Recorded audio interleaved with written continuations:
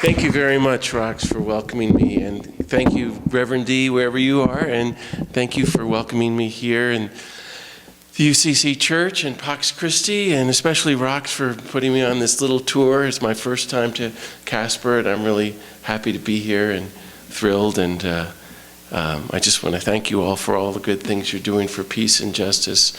We were meeting folks over dinner and hearing your good works, and I just want to encourage you to keep at it.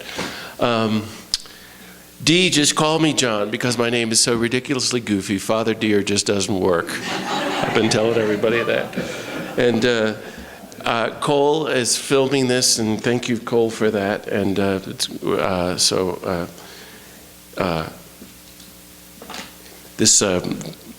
we're using the microphone and everything. It reminds me of the true story of the young priest giving his first sermon, and he comes to the podium and he's very nervous and he taps on the microphone and says, "Something's wrong with this microphone," and the congregation goes, "And also with you." So I hope that's not going to happen here tonight in Casper. No, that's my best joke. I've been saying this all week, and I've got other bad jokes if you want to hear them. Yeah, I've been going around the country, and it's been an incredible experience talking about my new book, Lazarus Come Forth, how Jesus confronts the culture of death. It's a metaphor for war and executions and nuclear weapons, and invites us into the new life of peace. And it's been a great experience, and I've been living in New Mexico these last few years, so I feel right at home here in beautiful Wyoming, driving up today from Cheyenne, thinking of what was it like 200 years ago, and 1 million buffalo roaming the fields and the mountains. Just beautiful. I hear Dick Cheney lives here too. It's very exciting. You know, in New Mexico, Rox, we had, right as the war broke out, we found out that Donald Rumsfeld bought 10,000 acres near Taos, New Mexico. What do? So we had friends in the peace movement who worked at the little private airport in northern New Mexico, and he started to come every week, every weekend. So we knew whenever Donald Rumsfeld was coming, so we announced a demonstration, a peace vigil at his house. Like the month after the war started, 2003, 1,000 people lined the streets. Smaller area than Casper. They moved, the Rumsfelds. Anyway, if you feel inspired, so I'm just going to be sharing with you, this journey of peacemaking we're on, and what do we do? How do you be a peacemaker? And to me, it's the greatest thing we can do with our lives. And this is this amazing, terrible, hopeful moment that we're living in. Blessed are the peacemakers. They are the sons and daughters of the God of peace. To really be the sons and daughters of the God of peace. I'm 52 years old, and as Rox said, I've been doing this work like all of you since I got out of college. I was a dopey kid at Duke University, and it's a long, sad story, but I always say I got knocked off the fraternity bar stool, saw the light, realized I had to give my life to Jesus, and my next thought was, oh my God, I'm going to have to become a Jesuit. It was a big setback. And then I thought, well, if I'm going to spend my life following this guy, I want to get to know where he lived, to get to know the lay of the land. And so what happened to me was at 21, I announced to my parents, I'm going to go hitchhiking through Israel by myself for 3 months to see where Jesus lived. Only the week I left, Israel invaded Lebanon. Do you remember the summer war of 1982? And I researched it for my autobiography. It was all orchestrated out of the Pentagon, called Operation Peace for Galilee. And we helped kill 60,000 people that summer. It's a war that nobody even thinks about. And all the Holy Land pilgrimages were canceled. And I was this naive, dopey kid. I spent a month in Jerusalem and went to Bethlehem and Nazareth, and then I was camping out illegally at the Sea of Galilee, and it was so beautiful, green hills and a big lake. And I'm by myself for months, and it's the first time I started to read the gospel. I didn't have anything with me, and I'm visiting the chapel of the Beatitudes, and I'm reading the Sermon on the Mount, and I'm just shocked. Blessed are the peacemakers, hunger and thirst for justice, offer no violent resistance to one who does evil, Be as compassionate as God. Love your enemies. And I remember thinking one moment, oh my God, I think this guy's serious. This had never occurred to me. And it was just at that moment that I, looking at the Sea of Galilee, saw these huge black Israeli jets fall from the sky, breaking the sound barrier, setting off all these sonic booms, boom, boom, boom, and swooped down over the Sea of Galilee, and then dropped a whole bunch of bombs 15 miles away and killed people at the border of Lebanon. And it changed my life. Because the war had been going on the whole time. The sonic booms have been happening the whole time. I was completely oblivious to it. But I'm just sharing with you my story. For a split second, I opened my eyes to the reality of the world, which is mass murder. Sisters and brothers killing sisters and brothers in the name of God, even in the name of Jesus, at the place where he said, love even your enemies. And I thought, right, well, like all of you, I'm going to try to spend my life trying to do what he wants us to do, because that's the main thing, to live and teach the Sermon on the Mount. And that's why I'm here with you tonight. And I thank you for all you do on your peacemaking journeys. And it's taken me around the world in all these war zones and peace projects and demonstrations. And as you heard from Rox, I sat at the feet of my friends and teachers, Daniel and Philip Berrigan. You all know the Berrigans, these spectacular activists from the 60s and the 70s. Dan is 91 now. And it was just, if you're hanging around the Berrigans, it's just a matter of weeks before you're doing a sit-in at the Pentagon. And I was like 22 and arrested, and it's been downhill ever since. And now I'm arrested almost every state now, I think, and banned from all your favorite military bases. And and I'm an ex-con, and I can't vote. My phone is tapped, and I can't travel to a lot of countries, and I have a problem with recidivism. So let's not even look at it. Let's not even talk about it. I've been joking. So I'm just saying, my journey has taken me into the movement, into organizing demonstrations and civil disobedience, and trying to say no to war and nuclear weapons and all the metaphors of death and killing. In 1985, I went and lived and worked in El Salvador under the direction of the Jesuits at the UCA, the university there, who were later assassinated in 1989, 6 of my friends. And they sent me to work in a refugee camp. It was a life-changing experience. I was maybe 24 at the time, 25. And we were building this camp out in the countryside. And the US government was bombing the countryside. I didn't even know we were doing that. And the theory was when the death squads came in, send out the young gringo seminarians. As one of the folks said, maybe they'll kill you guys instead. And they won't come in and kill or kidnap the refugees, the displaced peoples, because we were there. What an experience. Talk about working through your nonviolence. I'll never forget the first time I was greeted by these death squads with machine guns, And I was just being myself, a goofy American. Hi, how you doing? Can I get you anything? Do you need anything? And, he's got a machine gun there. And the people who had all lost their loved ones, but so full of faith and hope, even joy. It was a very mysterious experience. The same with the Jesuits. In 1993, with Philip Berrigan, I walked onto the Seymour Johnson Air Force Base, which is the cutting edge of really the Air Force with the F-15s in North Carolina.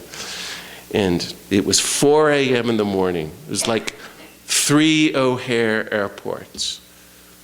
75 of these F-15 nuclear-capable fighter bombers as far as you could see. And there were 10,000 soldiers milling about. We didn't know it, but we walked right through the middle of national war games. What do you do for peace? Well, I walked up to one of these big fighter bombers, pulled out a little tiny hammer, went up to the side of it, and swung once on the nuclear fighter bomber like that. And, I shook back like that. Didn't even chip the paint or put in a dent. And for that act, I faced 20 years in prison. As I said to the judge, Your Honor, just doing what it says in the Bible. The book of Isaiah said someday these people are going to come along and beat their swords into plowshares and study war no more. And Jesus gave us that famous commandment, love your enemies, don't nuke them. That's the actual translation from the original Greek. That didn't go over well with the judge either. My jokes aren't working here, but I'm trying to cheer you up here.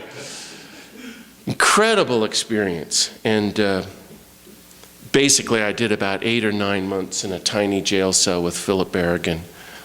And it was really the worst experience of my life and the greatest experience of my life, trying to experiment with these biblical texts to make peace. I was working with the Fellowship of Reconciliation, then very involved in New York City after September 11th, became the coordinator for the Red Cross for all the chaplains, working with the families. We had 550 chaplains ministering to 50,000 direct relatives at the main center, and was organizing with friends the demonstrations against the bombing of Afghanistan in Times Square. It was an incredible time. And the Jesuits got so many complaints from the benefactors against me that I was kicked out. So I moved to New Mexico, where I've been these last 10 years. Poorest state in the country, #1 in military spending, #1 in nuclear weapons. There are some 3,000 nuclear weapons at the Albuquerque airport, can you imagine? Los Alamos, the birthplace of the bomb. Business is booming, bigger than ever now. And it's #1 in drunk driving, domestic violence, and suicide. It's kind of all there, this desert poverty and this commitment to death and destruction. We've had this fantastic Pax Christi vigil at Los Alamos every year on Hiroshima Day. And this year, the Occupy movement is calling for a national gathering at Los Alamos. Occupy Los Alamos, August 3rd, 4th, 5th, and 6th. So you're all cordially invited to come. We're going to have teach-ins and sit-ins and demonstrations, and it's going to be really good to make the connections between the 1%, the 99%, the nuclear weapons, and so forth. And when I was a kid, I went and sat at the feet of Daniel Berrigan, who's my teacher. And I've been saying this on this tour, I wanted to ask him the meaning of life, and I didn't know how to do that. And I was asked to interview him for Pax Christi. They used to have a journal, Rox, long ago, 30 years ago. And so I'm interviewing him for the Pax Christi Journal. I had been asked to do that. And finally I blurted out, Dan, what's the point of all this again? And without missing a beat, he wasn't fazed by my dopey question. He just said, all you have to do is make your story fit into the story of the peacemaking Jesus. I just found that so profound and so helpful. And it's been a lot of the basis of my work for peace and justice. Because there's so many things he could have said. And that's my question I just posed for you, to reflect on your life journey. How have you made your story fit into the gospel story?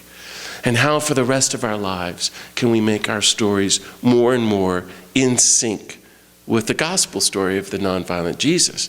And I use that word decidedly because I'm with Gandhi and Martin Luther King and Dorothy Day now, that this is the only way the story makes sense and the hope for the world is through this clumsy word of active, creative, loving, transforming nonviolence. Remember when Martin Luther King was killed, the night before he was killed by the government in Memphis, April 3rd, 1968. He gave the famous speech, I've been to the mountaintop and looked over and seen the promised land. Remember that? Just before that he said, the choice is no longer violence or nonviolence. That's not what we're talking about. It's nonviolence or non-existence. Unless the whole human race becomes nonviolent, we're doomed to our self-destructive violence. And he was just quoting Gandhi. But I think he's right. This is the situation we're in these days. His message still holds true.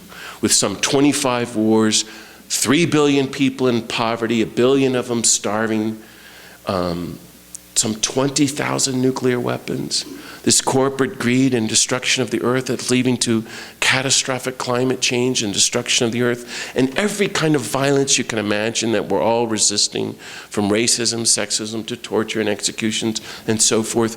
How do we become people of peace and nonviolence? What does nonviolence mean for you? I invite you to talk about that.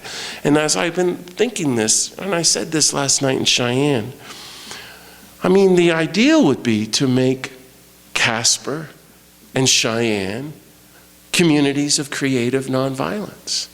The ideal is to make Wyoming a place of nonviolence, where there's no executions, no Minuteman missiles, no nuclear weapons, no guns, no violence, a community of love and peace. Wait, isn't that what Jesus proposed? And a model for the United States and the whole world. This is the work we've got to do. And you're looking like, well, that guy's had too much coffee. Which may be true, but one of the casualties of being victims of this insane culture of violence is the loss of vision, that we are now blind. And the best way to explain that is to say we've lost the imagination. Because you can't even hear me say that without laughing. Imagine the United States having no weapons, or there being no wars. This is what we are trying to do. We're trying to reclaim our imagination for peace, for being human beings, for the earth, for the whole human family. Much less we could talk about our spirituality for God and for Jesus. How do we do that? I look to the abolitionists. These people are spectacular. Our ancestors 200 years ago. Here's my imitation of the abolitionists. They came along totally ridiculous. Excuse me, United States, we are announcing the abolition of slavery. And everybody burst out laughing at them. That's crazy. You read their lives, some of these people. They lost all their jobs, their homes were burned, and they were kicked out of their churches. They said, you don't seem to get it. There's always been slavery. No. There's always been slavery. It's in the Bible. There's nothing you can do. Some people aren't people. And they said, no. A new world is coming. A new world of equality. They lifted up a vision of what was seemingly impossible. They reclaimed the imagination and they gave their lives for it. That's what the church was supposed to be always doing. That's what the peace movement was supposed to be doing. And our job is harder than theirs. We have to claim them as our ancestors and be their heirs and stand up here in Casper and say, excuse me, Wyoming. Excuse me, United States of America. We are announcing the abolition of war itself, and poverty and hunger and executions and racism and sexism and nuclear weapons and environmental destruction and every kind of violence. And everybody's going to laugh at you or say you're crazy. And you're going to say, no, this is the future. A new world of nonviolence is coming. Jesus called it the reign of God is at hand. What do you think of that? Yeah, this is good stuff. This is what we have to be saying. But I invite you to think in terms of this word nonviolence, because it's helped me throughout the last 30 years to reflect on the story of Jesus, our work for peace and justice. So this is what Gandhi and Dr. King were talking about all the time. And so for me, it means having a vision where you see every human being on the planet as your very sister and brother.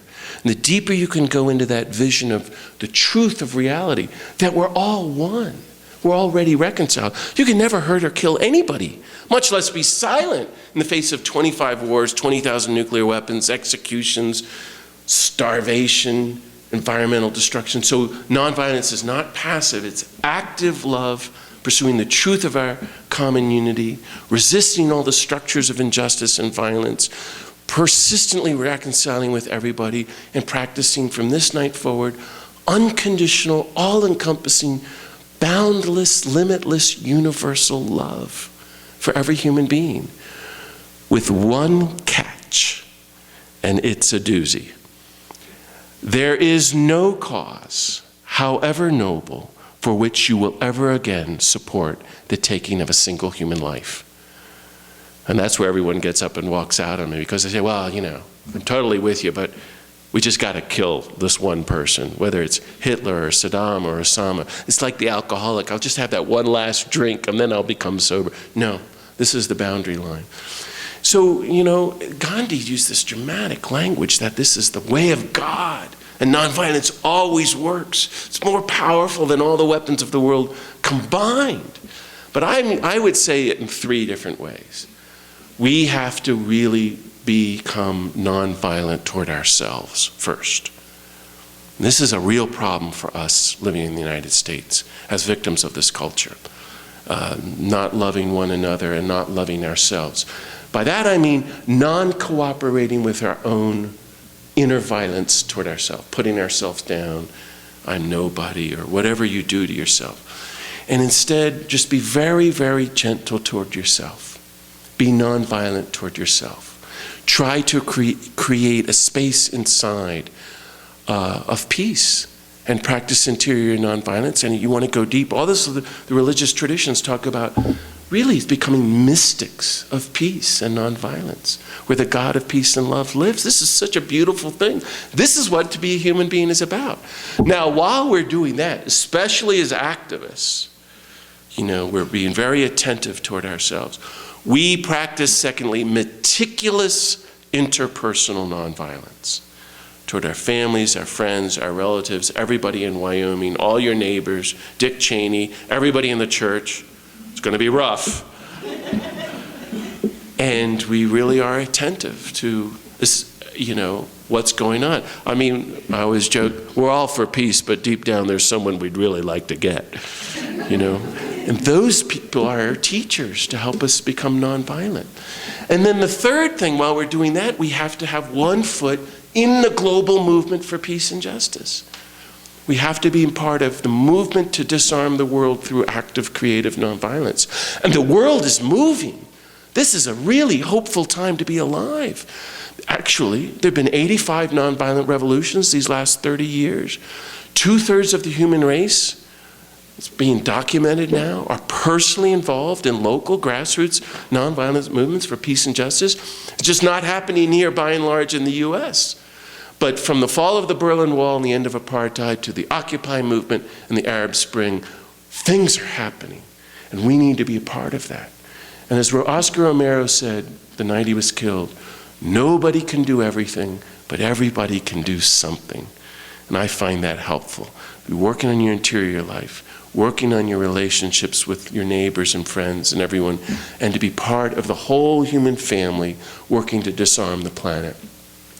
To just pick one cause and be involved and do what you can, with a good heart.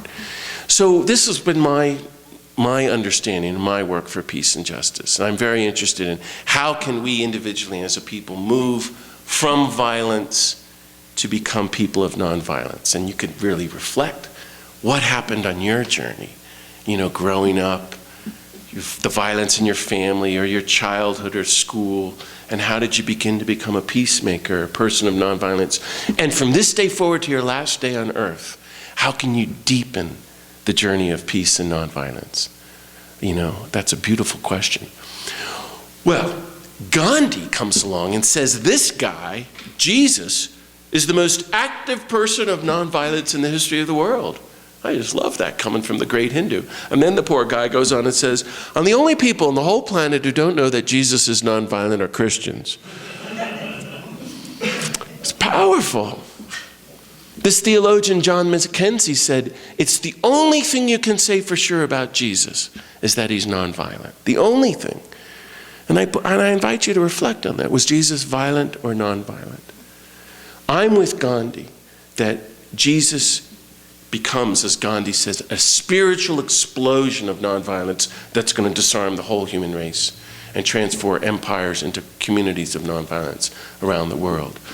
And the story that Dan was inviting me to be a part of is really a story of nonviolence. I think that's the only way to understand the gospel, and therefore our theology and our spirituality and what church should be all about. So in particular, how I've been trying to figure out the life of Jesus as a basis for my work for peace and justice, I came to the conclusion that Matthew, Mark, and Luke, the synoptic gospels, portray Jesus as Gandhi, or Jesus is Martin Luther King. And it's a very simple story. They tell the same story. And I've been saying this in the detail, that we know in the year 70, the Roman Empire came in and totally destroyed Jerusalem. So Mark, the first gospel, is written around the year 68. Matthew and Luke are probably written around after the destruction of Jerusalem, 72 to 75. And they tell the same story. Jesus is like this nonviolent revolutionary who goes to Jerusalem. He's forming a peace movement in Galilee, very much like in Casper, Wyoming. And he's disarming everybody and teaching nonviolence. And he's the spectacular vision in the Sermon on the Mount. Blessed are the peacemakers, hunger and thirst for justice, offer no violent resistance to one who does evil. And the most political sentence ever uttered in all of human writing up to that point. Love your enemies. I mean, that's the measure of your Christianity. And it's interesting because he says, you do that, then you're sons and daughters of the God who lets the sun shine on the good and the bad, and the rain to fall on the just and the unjust. He says God practices universal nonviolent love. God is a peacemaker. God is nonviolent. Wow. But then in Matthew, Mark, and Luke, he turns and marches to Jerusalem, like Gandhi on the Salt March, or Dr. King, marching into Birmingham. And he walks into the temple where the religious authorities are working with the empire to oppress all the poor people in the name of God. They have to come in once a year and give all their life savings to see God and worship God. And he walks in and he turns over the tables of the money changers in an act of peaceful, nonviolent civil disobedience. Just by the way, for the record, he doesn't hit anybody, hurt anybody, kill anybody, or drop any nuclear bombs. I just wanted to clarify that. But wow, he's not passive. He's active and daring and bold and provocative and illegal. If you're doing that on the outskirts of an empire, you're going to get arrested and tortured and killed in 24 hours, and that's what happens to him. He's like Gandhi and Dr. King. I came to the conclusion that he did scores of acts of nonviolent civil disobedience. And then I just realized, I think everything Jesus did was illegal. He was like a one-man crime wave walking through the Roman Empire. And you read Gandhi on him, and Gandhi says Jesus goes deeper into nonviolence until his death. At the Last Supper, my body broken for you, this bread, this cup, my blood shed for you. What he should have said, if he were a good American, go break their bodies for me. Go shed their blood for me. See what I'm saying? No. My body broken for you. My blood shed for you. Do this. Gandhi said it was the most spectacular nonviolence. They come to arrest him. Peter takes up the sword to kill. Peter's thinking, if there's ever a just war in all of human history where the 7 conditions are met, where violence is divinely sanctioned, he's probably smoking a cigarette, this is it. And he goes to kill. And Jesus issues the commandment, put down the sword. Those are the last words of Jesus to the church before he was killed. And I think it's the first time they understood who he is. Oh my God, he's so serious about this nonviolent stuff. He and we don't get to defend ourselves with violence. We have to use creative nonviolence. And they run away and leave him alone. And Gandhi says he becomes this disarming universal spirit. Because as he's being executed, a victim of the death penalty, capital crime, capital punishment, he says, you're all forgiven. The violence stops here in my body, and the days of killing are over. And the story goes, God raised him from the dead. He comes back, very gentle, no vengeance, anger, resentment, retaliation, just says, peace be with you now. You walk the road of active nonviolence into the culture of violence. Well, the Gospel of John is written like 50 years later, and it's a completely different story. And this is what got me all worked up with this book, because nobody knows what it's about. Maybe it's written as late as 120. The scholars aren't sure. And it begins with the civil disobedience in the temple. There's the wedding at Cana in the next sentences, and then he walked into the temple and turned over the tables and said, destroy this body and this temple in 3 days, I'll raise it up again. And they don't know what he's talking about. And then it just goes crazy, the signs and the wonders and the glory, and the I am sayings, and Nicodemus, you got to be born again, and the woman at the well. And we never heard any of this before, and it all leads up to the end of the story is the raising of Lazarus. They rewrote the story. Because that's John chapter 11. The next chapter is the Last Supper. And you can read the scripture commentators, and all the scholarship says, really, we don't have no idea what's going on, but it's a very spiritual gospel. And really, we don't know what the raising of Lazarus is all about, but it's very, very nice story. Well, I'm happy to announce tonight that I've figured it out. No, I'm just trying to make you laugh here. From a Gandhian perspective, my thought is this early community is like the Pax Christi community, or Just Faith people, or Catholic workers, or the Peace community. And they've got Matthew, Mark, and Luke, and they know the story, and they're trying to say, how can we tell the human race what a spectacular person, vision, explosion of peace, love, and nonviolence this is? We'll rewrite the story. And throughout the story, the words life and death are used 100 times. And I never heard anybody talk about it. But if you look at it from a Gandhian, Kingian perspective, the story makes total sense. It's all about active, creative nonviolence. There's some, 27 death threats, assassination attempts, or talk about killing him in the Gospel of John. And everywhere he's saying, life. I've come that you might have life, and life to the full. Don't do the works of death. But if you do the works of life, you will live life to the full because you have nothing to do with death. Therefore, you're already in eternal life. Don't you get it? Goes right over their heads and right over our heads. But if you look at it from the perspective of nonviolence, now we're getting somewhere. This is a good story. And maybe they were on to something. Well, my friend, the theologian Monica Hellwig, she's one of the great theologians of our time. She died a couple years ago. She gave a little Bible study to our group 30 years ago. And she said in passing, oh, by the way, Lazarus represents the whole human race. Well, I nearly fell out of my chair when I heard that. Because I thought, if that's true, then we're really getting somewhere. And that's why, in fact, I've been working on this book for 30 years.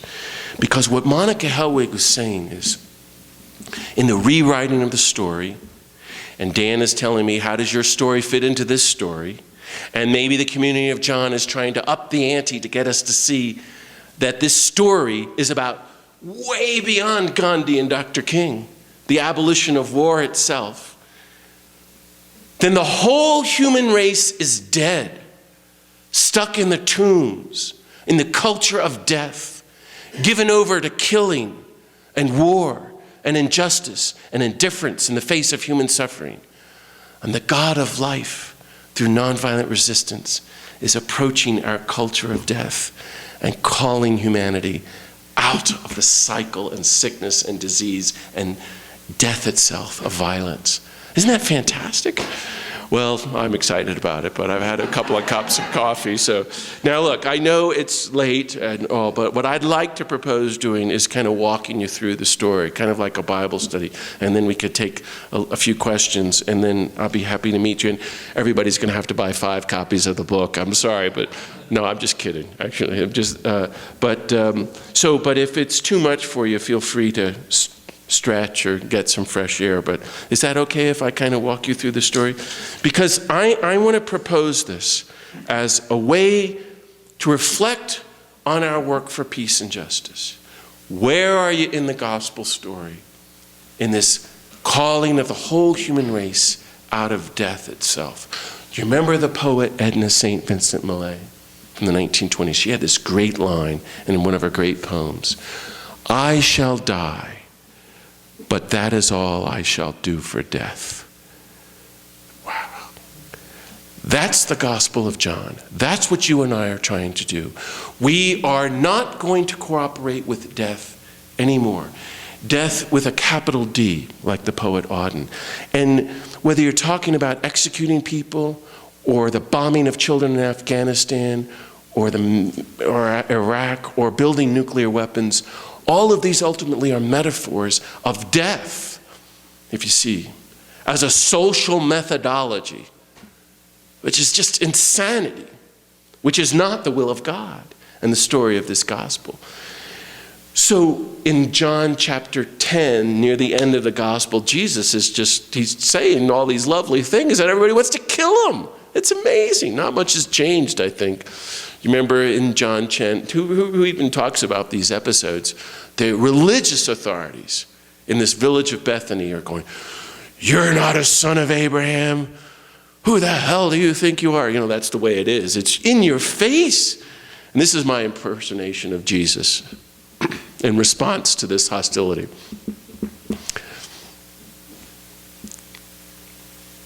He's just so quiet and gentle. They just like, "We're trying to kill you, man." And and he would be like, "Well, actually, Abraham and I go way back." "You're not a son of Abraham. You're a son of Beelzebub. We're the true sons of Abraham. And who are you?" It's just incredible violence and hostility. And he's like, "Well, actually, before Abraham was, I am." Wow! He just drops this bombshell quoting God to Moses. And I've been joking lately, the only way you could say something like that is if you're smoking a cigarette. He's like going, "Hey, I'd love to help you here." But he's so gentle and nonviolent. They pick up stones to kill him. He walks away. It's the end of the chapter. And here's the end of the Gospel of John, chapter 11, verse 1. "Now a man named Lazarus was ill and dying and died. And Jesus loved Lazarus and his sister Martha and Mary, and he waited where he was. And then he turns to his disciples and said, 'Our friend Lazarus has died. Let us go back to him.'" In other words, to go back to Bethany. And when I was taught in the Jesuits and through Ignatian spirituality, which was very beautiful, when you're reading the gospel, look at the different characters in the story and see how they're really caricatures. They're of us and how we're like them, but how can we move to become like the nonviolent peacemaking Jesus and carry on his work for peace and justice? So this is what I want to propose. Just look at the different characters and how can we be like this nonviolent Jesus. And the first group we meet, brace yourselves, are the male disciples. This isn't going to be good. The churchmen. And they totally freak out. You remember the story of the raising of Lazarus, and they start yelling and, "What? You're going to go back to Bethany? This is like going back to El Salvador or South Africa or Rwanda or Afghanistan. Don't you know those people don't you remember they were just trying to kill you?" Like Jesus forgot. And they're terrified. And that's us. Terrified. Whereas Jesus is just going to walk back there. And the teaching of Jesus is so beautiful. Everything he says in terms of nonviolence and our work for peace and justice. Our friend Lazarus. In the next chapter he's going to say, "I don't call you servants, I'm your friend." And they're like running away from him.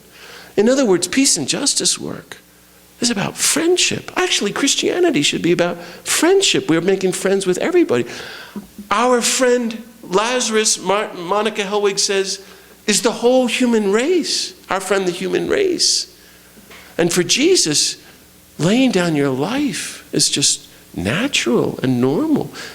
Didn't we agree? There's no greater love than to lay down your life for your friends. And it's just so outrageous. The disciple Thomas speaks up. You remember what he says?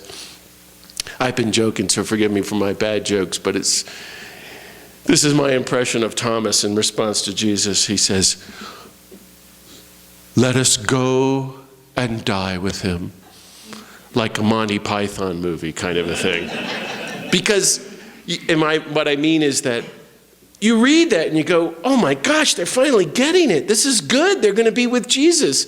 But the next verse is when Jesus arrived in Bethany and they never heard from again in the rest of the story until they're safe hiding out in the upper room. In other words, the men, the male disciples, the churchmen, I didn't mention bishops or anything. I didn't make that analogy. I'm just saying.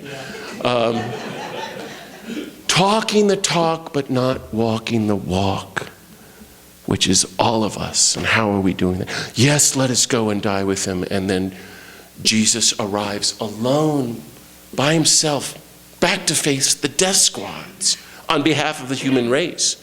And the next group of people we meet are the whole village of Bethany. I call them the professional mourners because they're in the devout 30-day ritual period of grief and mourning over their villager Lazarus who's died.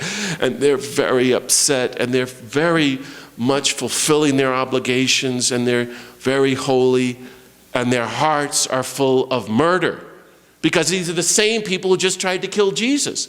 And that's us, especially Christians here in the United States. Fulfilling our Sunday obligation, and our hearts, our interior lives are full of violence and supporting this culture of war. You know, how did we get like that? Los Alamos to me is a metaphor for so much. There are thousands of very devout Christians. Nearly everybody there goes to church.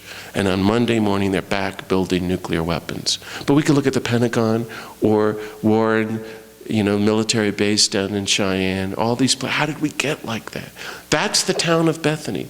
And then we meet the last group, the characters, the women. The heroic women, Martha and Mary. Now we're getting somewhere. And we're told that Lazarus has been dead for 4 days. I had to look this up. It says that they thought the soul left the body on the third day. So Martha and Mary are kind of thinking, well, Jesus, I suppose you could raise Lazarus on day 2, but it's day 4. You're too late. There's nothing that can be done. There's no hope. Death gets the last word. Remember what they blurt out to Jesus. Lord, if you had been here, my brother would not have died. This is very important. The best of us, the best disciples in the 4 Gospels, the women, voicing their despair, our helplessness in the face of the culture of death. And we need to talk about that. Our despair at this moment, like what can you do? You can't do anything. Or our disappointment in God. Lord, if you had been here, our brothers and sisters wouldn't have died, or we wouldn't be bombing and killing children in Afghanistan, or executing people, or building nuclear weapons, or all this violence that we're up to our ears in. And it's in this moment that this nonviolent Jesus looks at Martha and says so gently, this is the end of the story. I am the resurrection and the life. Whoever believes in me in the fullness of life and lives life to the full has nothing to do with death, is already in eternal life, and you're already in resurrection. And he says, do you believe this? It's so beautiful. I invite you to hear that reflection, that question. What does resurrection mean for you, especially as someone who cares for justice and peace? Rilke said, when once or twice or 3 times in your life, when you hear one of those great mythic questions like this, the end of the gospel, I am the resurrection and the life, do you believe this? Rilke said, whatever you do, don't answer it. Sit with the question for 25 years. And maybe you'll live your way into the answer. Isn't that beautiful? This is something worth pondering. And, to my reading, Martha gets it all wrong. She's like, hey, you're the Messiah. You're the one who's coming. And she runs away from him and she says, hey, the teacher's calling you. So to Mary, Jesus keeps getting demoted. So it's not looking good now for Martha. Sorry, but she leaves the poor guy alone with the people who just tried to kill him. And he gets very upset. Here are the villagers. And he says, finally, where have you laid him? And we get these 3 devastating words, remember? Come and see. And he breaks down weeping. Do you remember those words? That's how the Gospel of John begins. John the Baptist sees Jesus, says, behold the Lamb of God. And his disciples go after Jesus. And he turns and says, what are you looking for? And they say, where do you live? And he says, come and see. In other words, those are the words of invitation into the new life of resurrection peace. Come and see. That's how the God of peace and life recruits us into this new way and vision and life of nonviolence.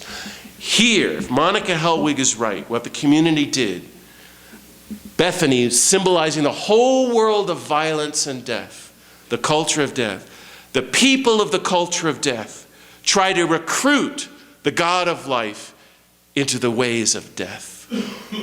Wow. And how does it make Jesus feel, I've come that you might have life to the full. Hey, we don't want that. come and see our ways of death. We want death and death to the full. We have the shortest verse in the whole Bible, and Jesus wept. And for 2,000 years we're told, well, he wept because his friend is dead. But that's not it at all. Earlier we're told, I'm glad I wasn't there. I rejoice in the Greek. I'm full of joy that I wasn't there when Lazarus died. Maybe you're going to believe in the way of life and love and peace and nonviolence now. But instead, he finds everybody in the story given over to the power of death. And he says, and Jesus wept. And this is so powerful. My take is that Jesus weeps because everybody in the story, the male disciples who left him, the whole village of professional mourners, the religious people, even the heroic women, and I submit, all of them and all of us believe not in the God of life and peace and nonviolence, but in the power of death and the culture of death. Jesus weeps not because his friend has died, but because every drop of faith and hope has died. And like all the characters in the story, all of us, the best of us, at some point in our lives, working for peace and justice, realizing what we're up against, say, I'm sorry, Lord, you're a nice guy, but you don't get it. There's nothing that can be done. There is no hope. There is no way you can make a difference because death gets the last word. This is the despair that we're all dealing with. But why I find this story fantastic is because just when you and I give up, Jesus is dealing with his grief, and then he takes action. Wow. And the next sentence is so powerful. Jesus approached the tomb. You could just ponder that for the rest of your lives. It's like, you remember the Chinese student, Tiananmen Square, 1989, standing before the row of tanks? That's Jesus in front of the tomb. Or Gandhi on the Salt March. Or Dr. King going into Birmingham, Good Friday, 1963, where he was arrested and brought down the segregation laws. That's Jesus approaching the tomb, the God of life confronting death and the culture of death. And we could go on with thousands of images of all the movements from Tutu and Mandela confronting the culture of death and apartheid in South Africa, to what's happening with the Arab Spring movement, especially in Liberia, or our work at places like the School of the Americas, or what we've done at Los Alamos, trying to follow this nonviolent Jesus. But here's the thing, and I've never heard anybody talk about this. If Monica Helwig is right, that this is the God of life in front of the culture of death, if you're here with me, at the end of the story, we hear 3 new commandments. And I invite you to hear these commandments and to reflect. How have you obeyed them throughout your lives? And how can we, for the rest of our lives, hear and obey these commandments of the God of life confronting the culture of death? The first one, take away the stone. Wow. That's our work for peace and justice. Rolling away the stone in front of the culture of death. Again, it's an image of all the movements of nonviolence and resistance throughout history. And what happens? Martha, the greatest disciple of all, the best of us, freaks out. And my take is she starts yelling at the poor nonviolent Jesus. What? Not that? Don't you get it? He's been dead for 4 days. There's nothing that can be done. Please don't trouble yourself. In other words, don't trouble us and make a scene. And it would be so funny if it weren't so tragic. She blurts out, for God's sakes, man, think of the stench. That's why in my book, Martha and Mary begin to look like Lucy Ricardo and Ethel Mertz. You know, just as Peter, James, and John are like the Three Stooges and the Marx Brothers, and it's not looking good with any of the disciples with this guy. It's the first time in the Gospels where you have a disciple protesting Jesus, trying to stop him. Very powerful. She's the best of us. And she says, don't do that. The question is, why? Because she doesn't want resurrection. And I don't think we do either. She doesn't want hope, and neither do we. She doesn't want freedom from the culture of death and all the social and economic and political implications of the new life of nonviolence, and neither do we. We can't handle it. We're quite comfortable living off the cultures of death And what can you do about how are you going to end the war in Afghanistan, or nuclear weapons, or torture, or executions? You know, it's a shame, but that's too bad. Take away the stone. This guy's not having any of it. It's fantastic. And all we're told is that the stone is rolled away. And for the first time in the entire gospel, Jesus prays. He looks up to the sky and says, thank you. Well, we could talk about that too, because he's living in relationship with God, and it's the only prayer in the whole gospel. And it's a prayer of gratitude for the movement of the stone out of the culture of death. How are you doing with that as contemplatives and people of prayer? Giving thanks for all these movements to liberate our sisters and brothers. Very powerful. The second commandment, Lazarus, come forth. Humanity, come out of the culture of violence. You don't have to be violent anymore. You don't have to support war or killing in any form. Live free in the new life of peace and love and infinite compassion within nonviolence. It's fantastic.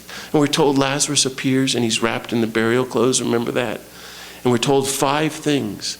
He can't hear or see or speak, use his hands or walk, which are all symbols of discipleship to the nonviolent Jesus on the road to peace. He can't hear the good news or speak the good news of love and peace, or see God in one another, or serve sisters and brothers, or follow the nonviolent Jesus on the road to peace. So the third and final commandment, unbind him and let him go free. So beautiful. Unbind humanity and let everyone live free from the trappings of the culture of violence and death. Let everyone live free in the new life of nonviolence. I don't know if this was helpful for you all. You're looking at me like, oh my gosh. But I find this exciting. And as Dan said, to figure out how you're part of the story. This is what all of you have been doing in your lives, and what we're called to do as Christians all around the world, to hear and obey these commandments. Take away the stone. That means you got to be part of the movement and do some heavy lifting and moving. We got to get the peace and justice movement moving more and more. How are you doing that? You know, and that means, to my mind, you've got to take some public action. Pick your cause and get involved. For me, I'm just working on going to Afghanistan, continue to be, working to close Los Alamos and abolish nuclear weapons. But wherever your heart is, to get involved. Thank you, to be people of gratitude and contemplative prayer. Lazarus, come forth. To hear that call yourself. And whatever part of you is dead or a victim of this culture of violence, to rise to new life and be nonviolent. And then to be that voice here in Casper, Wyoming, and around the country and around the world. To say to everybody, humanity, come out of the culture of violence. You don't have to do that. That's what we're saying when we say, don't bomb Iran, end this war in Afghanistan, cut all military aid to Israel that's funding the occupation of the Palestinians, and fund a nonviolent conflict resolution throughout the Middle East. End all our involvement in all the wars, dismantle all our weapons, abolish all nuclear weapons, close all our military bases with the trillions of dollars left over. Feed every starving child on the planet and create schools and jobs and healthcare and food and housing for everyone to live a peaceful, nonviolent life. And with the infinite money left over, educate every person on the planet in the methodology of nonviolent conflict resolution, so we know how to become sober people of nonviolence. That's what we're saying. Lazarus, come forth. We don't have to live like this anymore. Unbind humanity. This is what you're doing and what we need to do. Unbind each other from the trappings of the culture of death, so that we can all live free in the new life of peace. Thanks very much for listening to me, everybody, and God bless you. Thank you. Thank you.